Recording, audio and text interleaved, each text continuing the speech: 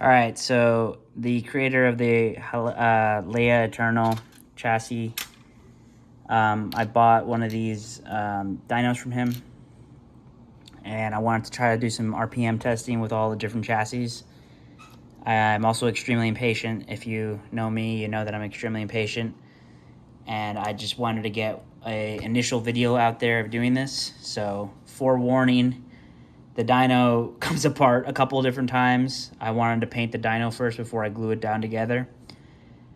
So yeah, this is not the final testing. This is just the initial testing, part 1 of dyno RPM testing for all of the chassis. So yeah, I have to glue the whole dyno together so that it holds better with every test.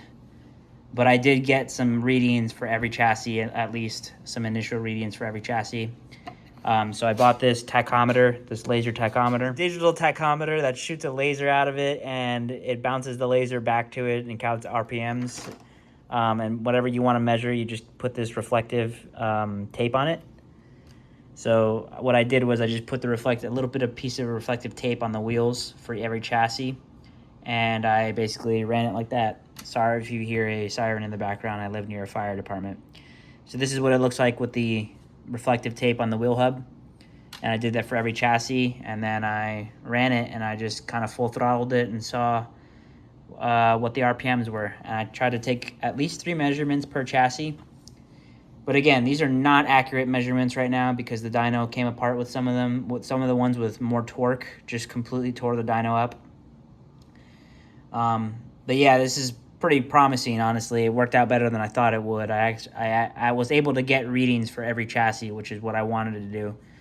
Again, this is part 1. I'm going to do a better testing with all the chassis. And also, this is not a reflection on how well any of these chassis drift or which is the best chassis. I don't really think in that way. I love all of my chassis, and I will use them all. They all drift. And it really is up to you to make your chassis make the most out of your chassis.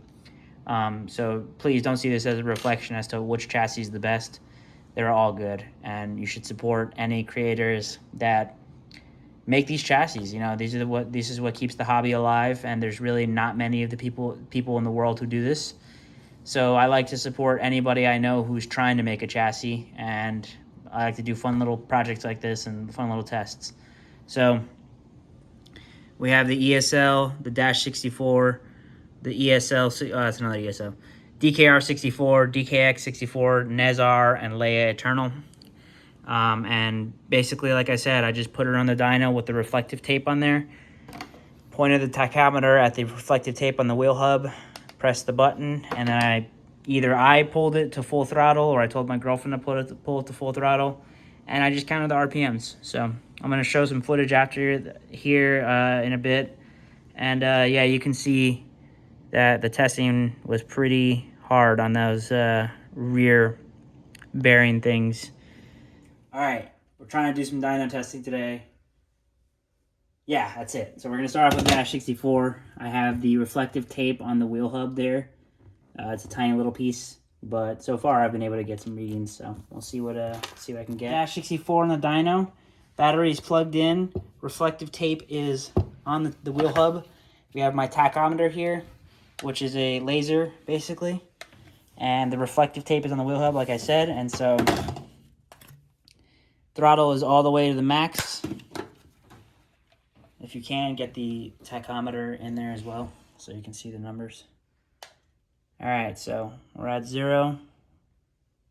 And we're just going to gun it.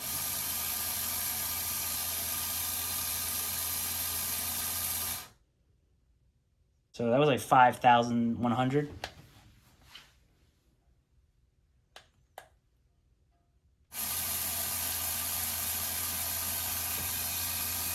$5,200.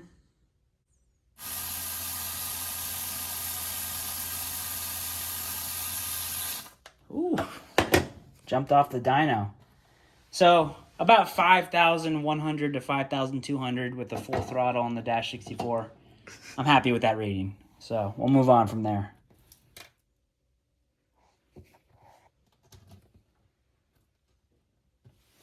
All right, let's connect it.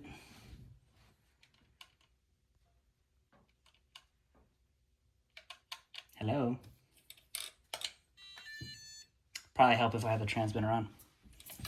All right. He jumped off.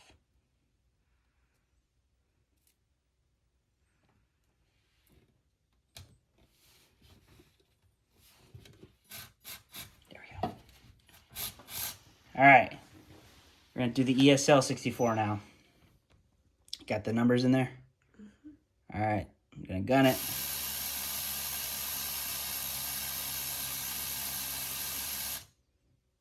$4,100. Here we go.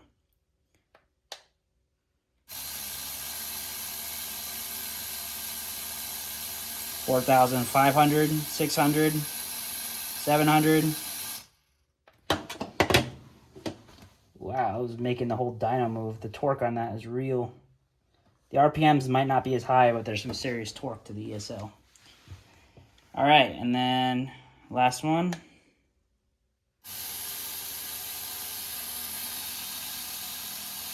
Dude, breaking the dyno. I gotta glue everything down, but I wanted to paint it first, so this is just the initial testing. All right, gun it.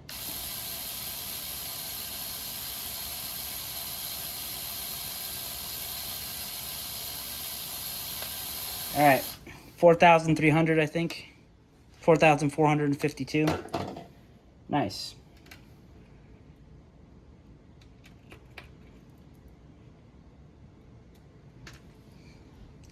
Pretty sick. Dash 64 is around 5,100, 5,200. ESL is about 4,400, 4,500. And again, this is nothing. This is no reflection of which chassis is better or not better. They all have different perks, and the RPMs don't equate to better drifting. This is just for fun. Like, at the end of the day, who cares? All right, we're gonna grab some other chassis real quick. 1 second. This is the DKR 64. Ready? So, can you see the numbers?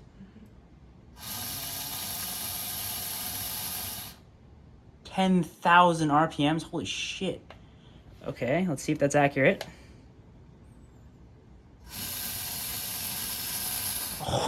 Oh my god, dude.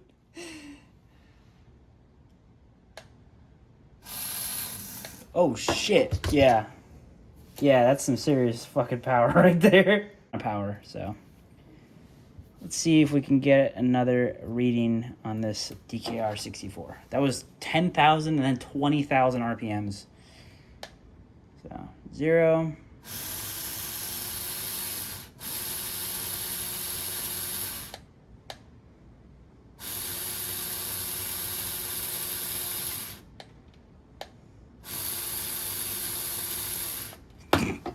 Okay.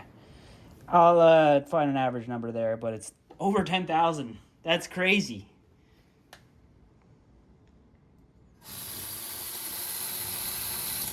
$10,000. Yeah, dude, that's fucking crazy. That is insane. Over 10,000 RPMs. Ridiculous torque. He's a legend.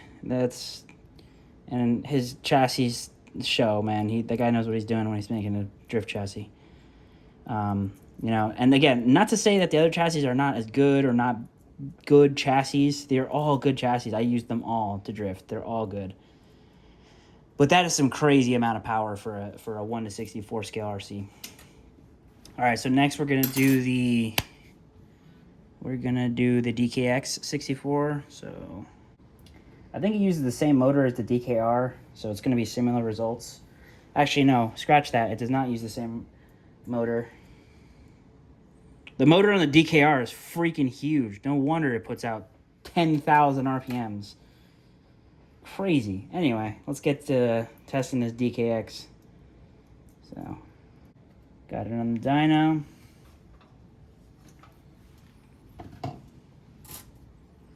Okay. All right.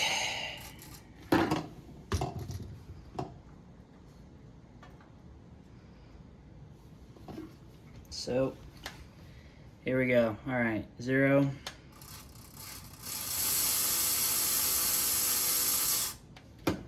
Okay, was that 15,000? I think so. All right. Gun it when I tell you.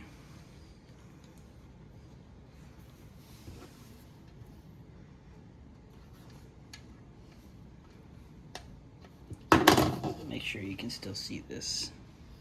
Okay, I'm just gonna hold it so it doesn't fly off. Okay, 0, gun it. All right.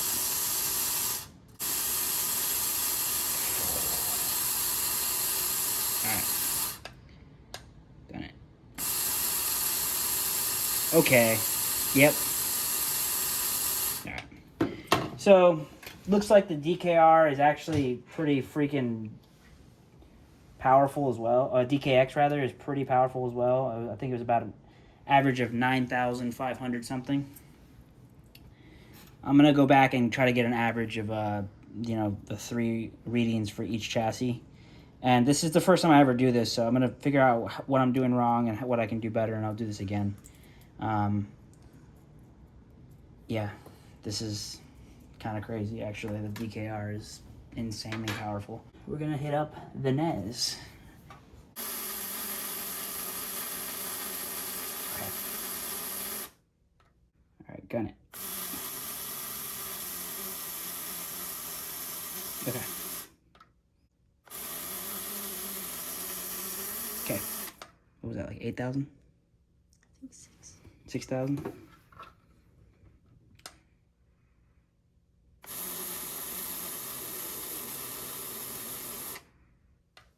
Like 4,000? All right, so again, I'm gonna find the averages of all 3. You know, this is kind of just to the point that, like, torque does not equal good drifting on this scale. Neither does RPMs.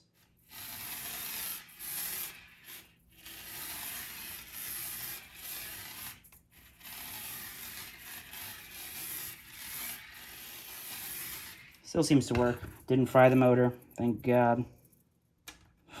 Let's do the Leya Eternal as well.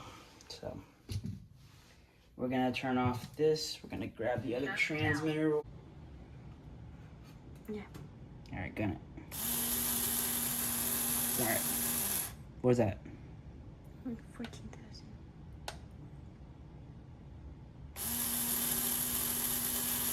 Okay. All right, gun it. Okay. That's 4 reads of 14,000. That's pretty impressive for the Eternal. Thanks for watching. Stay tuned for more content like this, and stay tuned for part 2 where I actually glue the dyno together so it's much more consistent.